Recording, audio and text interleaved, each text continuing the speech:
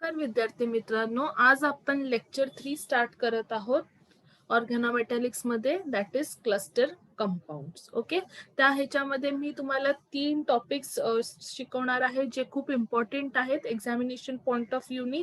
First आहे how to predict the cluster structure type in boranes आणि transition metal carbonyl. Second is calculation of number of metal metal bonds and third is isolable analogy. या video मध्ये आपण फक्त how to predict the cluster structure type in boranes and transition metal carbonyls हा part study करणार आहोत. Okay, before proceeding to the lecture, माझं नाव आहे Ashwini and I have qualified MH SET 2020 in chemical sciences. Okay, we'll move with the lecture. Okay, तर कसं structure predict करतात metal clusters मध्ये, तर त्यासाठी आपल्याला तीन स्टेप्स फॉलो करायचे आहेत, which is very important. Okay, the first step is calculate TEC. Okay, you have to calculate TEC. What is TEC? TEC stands for total electron count. TEC stands for total electron count, right? The next is calculate PEC. Calculate PEC. What is PEC? Polyhedron electron count. ते कसं calculate करतात? TEC minus 12 into 100. आणि third आहे calculate PEC by 2. आता हे तिन्ही steps कसे exactly use करायचे ते आपण with the help of examples बघू. If PEC by 2 is n-1, आता हे n-1 हे काय आहे, ह्याच्यामध्ये ह्या n चा अर्थ काय? ह्या n चा अर्थ आहे नंबर ऑफ मेटल ऍटम्स. या n चा अर्थ आहे number of metal atoms, right. तर जर नंबर ऑफ मेटल ऍटम्स ला n नी रिप्रेझेंट करतो, तर जर n-1 असेल तर it will be super closo, n असेल तर हायपर क्लोजो, n+1 असेल तर क्लोजो, n+2 असेल तर निडो, n+3 असेल तर एरेक्नो, n+4 असेल तर हायपो, n+5 असेल तर क्लॅडो, राईट. फॉर झिंटल आयन्स, आता झिंटल आयन्स म्हणजे काय? झिंटल आयन्स म्हणजे मेन ग्रुप एलिमेंट्सचे जे पण क्लस्टर्स असतात त्याला झिंटल आयन्स म्हणतात, राईट. फॉर एक्झाम्पल, मी एक एक्झाम्पल घेते, Pb5 4-. ओके, एक जस्ट रॅन्डम एक्झाम्पल घेतलंय, Pb5 4-. तर ह्याच्यामध्ये Pb का एक मेन ग्रुप एलिमेंट आहे, राईट. तर त्याच्या क्लस्टर्सला आपण झिंटल क्लस्टर्स म्हणतो. त्यांना नेक्ड क्लस्टर्स पण म्हटलं जातं का? कारण इथे कुठलाही लिगॅंड नाहीये, म्हणून याला नेक्ड क्लस्टर्स पण म्हटलं जातं. तर झिंटल आयन्स मध्ये तुम्हाला फक्त टोटल इलेक्ट्रॉन काउंट करायची गरज आहे, पॉलिहेड्रॉन इलेक्ट्रॉन काउंट PEC करायची गरज नाहीये, राईट. फक्त टोटल इलेक्ट्रॉन काउंटने तुम्ही स्ट्रक्चर प्रेडिक्ट करू शकता. तर जर 4n+2 असेल तर तो काय असणार? क्लोजो. 4n+4 असेल तर निडो, 4n+6 असेल तर एरेक्नो आणि 4n+8 असेल तर हायपो, राईट. आता आपण with the help of examples बघूया की कसं आपण स्ट्रक्चर प्रेडिक्ट करू शकतो. तर फर्स्ट एक्झाम्पल मी घेतलंय Ni5CO12 2-, राईट. तर कसं कॅल्क्युलेट करतात? तर फर्स्ट स्टेप आहे calculate TEC, right, total electron count. Total electron count कशी करतात? व्हॅलन्स इलेक्ट्रॉन्स घ्यायचे, राईट. निकल मध्ये किती व्हॅलन्स इलेक्ट्रॉन्स असतात? 10, राईट, इंटू 5, कारण 5 निकल्स आहेत, प्लस कार्बोनिल. कार्बोनिल किती इलेक्ट्रॉन डोनेट करतं? कार्बोनिल एक लिगॅन्ड आहे, राईट. किती इलेक्ट्रॉन डोनेट करतं? 2. टोटल किती कार्बोनिल्स आहेत? 12, म्हणजे 2 into 12. आणि हा -2 चार्ज आपण काय करायचं? याला +2 करायचं. हे किती झालं? 50 + 24 + 2, राईट. किती होणार? 74 + 2. 74 + 2 is how much? 76. सेकंड आहे कॅल्क्युलेट PEC. PEC कसं कॅल्क्युलेट करतात? TEC -12 into n, right. TEC किती आहे? 76 -12 into n. n म्हणजे काय मी सांगितलेलं? Number of metal atoms. किती आहे तिथे? 5, म्हणजे 12 into 5, right. So 76 minus 60, how much? 16. Third step काय आहे? PEC by 2, है ना. सो PEC किती होतं? 16. 16 by 2 किती? 8. आता आपल्याला 8 ला कशा फॉर्म मध्ये रिप्रेझेंट करायचे? n+ च्या फॉर्म मध्ये, राईट. कारण आपण इथे बघितलेलं PeC/2 ला आपण कुठल्या फॉर्म मध्ये रिप्रेझेंट केलं, इथे N+च्या फॉर्म मध्ये. तर हे कसं करायचं बघा. आता N किती आहे आपल्याला माहितीये, N किती आहे 5, राईट. मग N किती आहे आपल्याकडे 5 प्लस किती तुम्हाला 8 देणार 3. मग इथे क्वेश्चन मार्कच्या जागी काय येणार 3. समजलं, म्हणजे काय आहे N+3. N आपल्याला ऑलरेडी माहिती असतं ना, किती आहे इथे 5. आणि आपल्याला टोटल PeC/2 किती भेटला, फायनल आन्सर किती भेटला 8. म्हणजे 5 + 3 8. So N+3. And what is N+3? What is N+3? N+3 is arachno, right? So हा स्ट्रक्चर कुठला आहे, हा स्ट्रक्चर आहे arachno. फर्स्ट एक्झाम्पल कुठला आहे, arachno. ओके, आता आपण नेक्स्ट स्ट्रक्चर बघूया. ओके, मी डिफरंट इंकनी लिहिते, it will be easy to understand. First step काय आहे, TEC. Okay, total electron count. So osmium, osmium मध्ये व्हॅलेन्स इलेक्ट्रॉन्स किती असतात 8. 8 × 5 + 4 + 15 × 2, राईट. ऑस्मियम मध्ये 8 असतात, 8 ऑस्मियम 5 आहेत म्हणून 5 plus C is what, carbon. Carbon मध्ये किती व्हॅलेन्स इलेक्ट्रॉन असतात 4 प्लस कार्बोनेल किती देतो इलेक्ट्रॉन्स 2. टोटल कार्बोनेल किती 15, म्हणजे 15 × 2, राईट. सो हे किती, ह्याचा किती आन्सर येणार 40 + 4 + 30, right. Answer is how much 74. Second step काय आहे, PEC कसं कॅल्क्युलेट करतात, TEC -12 × N, right. That is 74 - 12 × 5. That is 74 - 60. That is 14. Right? Third step काय आहे, PEC/2. That is 14/2. That is 7. Right? 7 ला तुम्ही कसं लिहिणार, N+ च्या फॉर्म मध्ये. टोटल N किती आहे 5, राईट.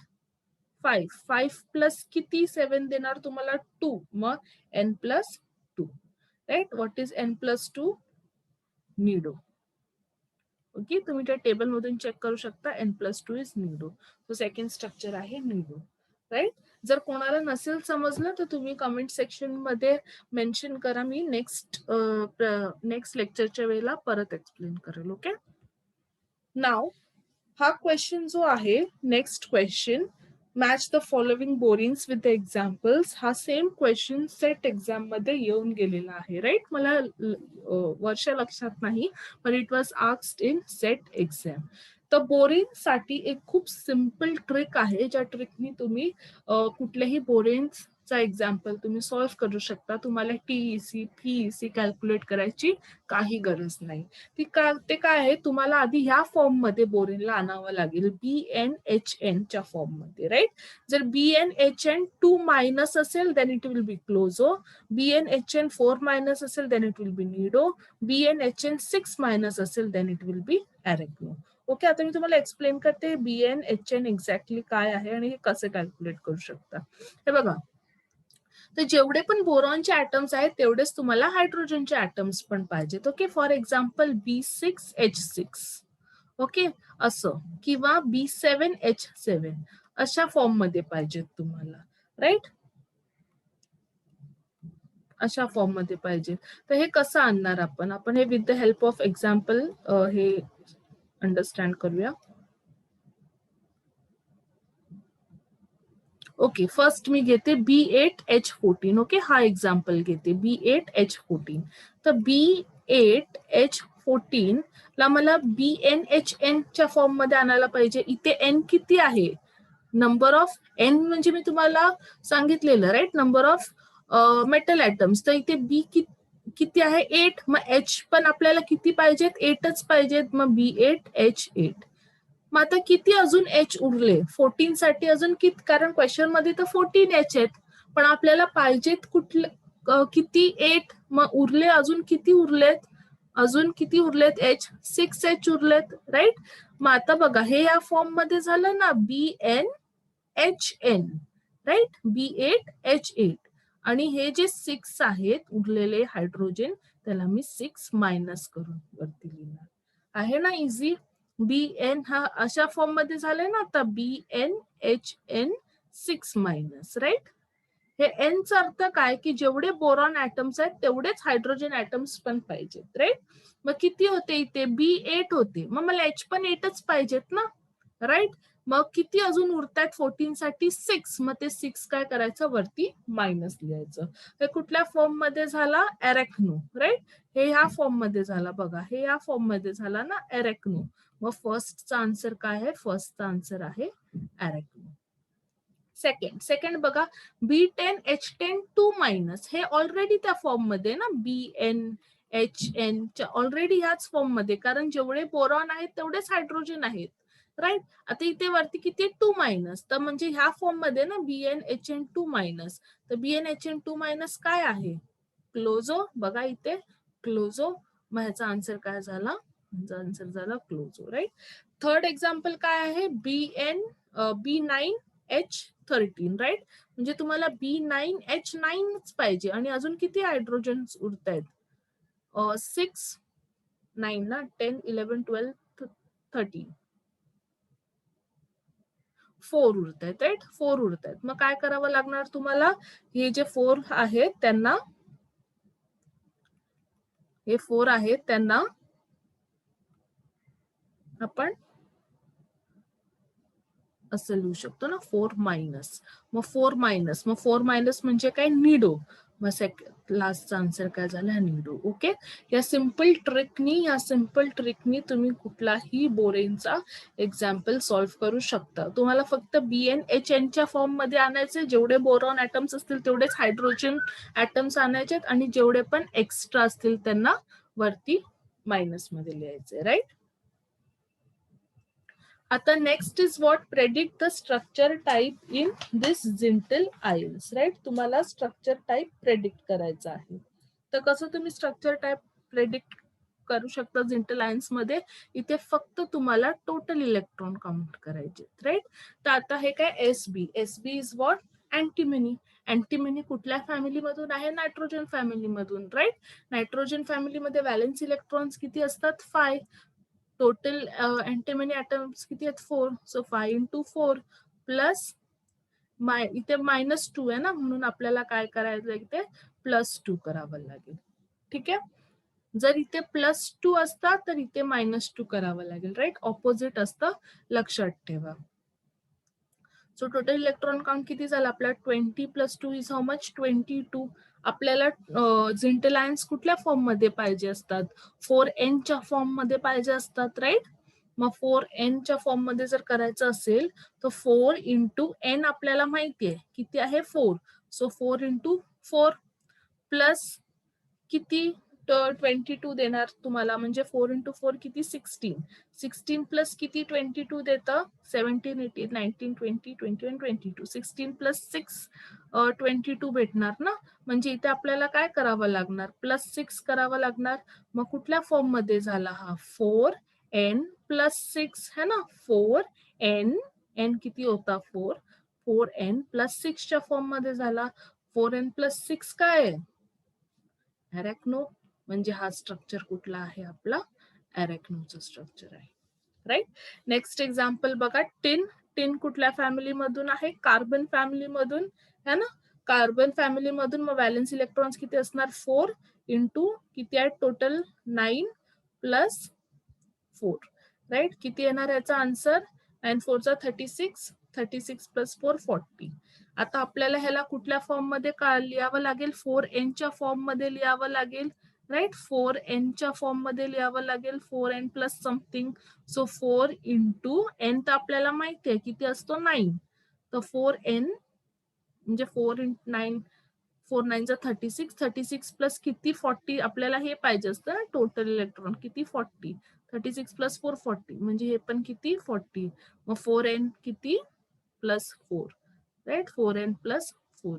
मग 4n + 4 किती होणार, काय असतं 4n + 4. 4n + 4 असतं आपलं निडो राईट. मग आन्सर किती येणार याच्यामध्ये, answer will be nido. Answer will be nido right. तर हा स्ट्रक्चर काय आहे निडो.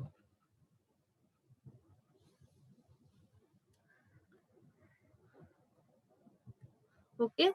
सो हा टॉपिक संपलेला आहे, क्लस्टर स्ट्रक्चर कसं प्रेडिक्ट करायचं. ओके, सो आता global online university is introducing paid courses for paper 1 आणि पेपर 2. पेपर 1 मध्ये जेवढं पण सेट एक्झाम मध्ये पेपर 1 चा जो पण सिलेबस असतो, right, everything will be covered in this course. The full syllabus video lectures will be provided, full syllabus notes asnar, solutions for all the previous year question papers from 2011 to 2020 along with PDF in English and Marathi. आणि सर्वात important म्हणजे 40 practice papers provide करणार आहेत.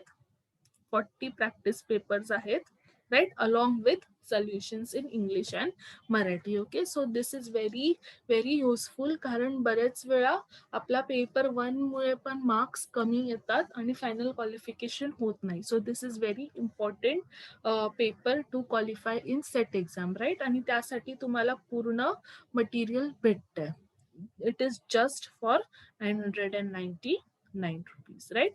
And for more details you can contact this WhatsApp number.